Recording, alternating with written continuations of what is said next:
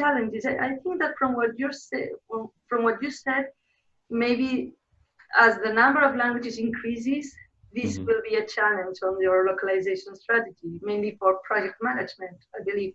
Are there other challenges you expect? So one challenge is, and I think it actually ties into what you were just saying, I think, and that is because we started in the UK and in the US, and I think a lot of the language that we've had for the UK and the US is it doesn't always lend itself to easy translation. Sometimes it uses in English a lot of idioms. Sometimes it's really long. In an interface, if you have very long text, I mean, if in English, once you get that into German, I mean, it's going to increase by 50%. And then you run into the problem about not having enough space to actually get your message across.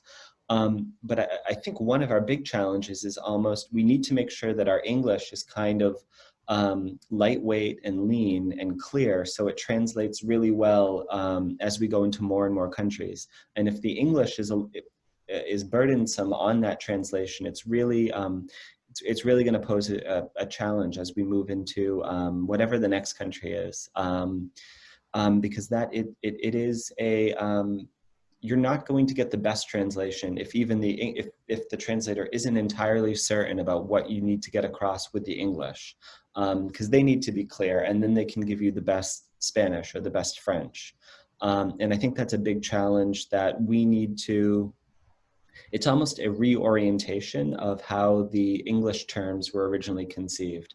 They may have been conceived as being really casual and specific to the US market, but now they need to be a little bit more global in their scope. And whether that is, we kind of maintain two versions of English. There's like the lean international English that only gets fed to the translators. And we use a separate version for the US and the UK, or they all share kind of a more simplified, direct version of English.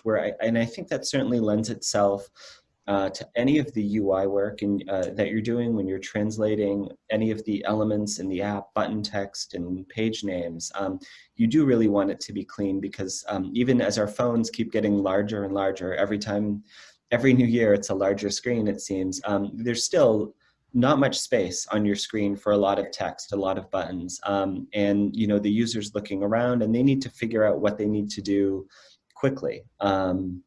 We look at the apps ourselves all the time, every day, and we know them extremely well. But if a user's just going into the app for the first time, if there's too much text, if there are too many buttons, and if the labels are all too long, because of that approach to translation, I think a normal user will get lost. So you just need to make sure you're maintaining an easy experience for them too.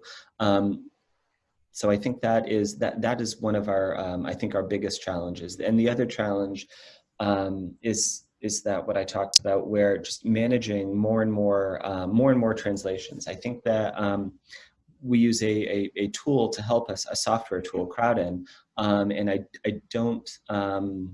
We do obviously have, I don't think we found the sweet spot in terms of the right tool to manage a growing number of countries and to make sure that translations are always up to date.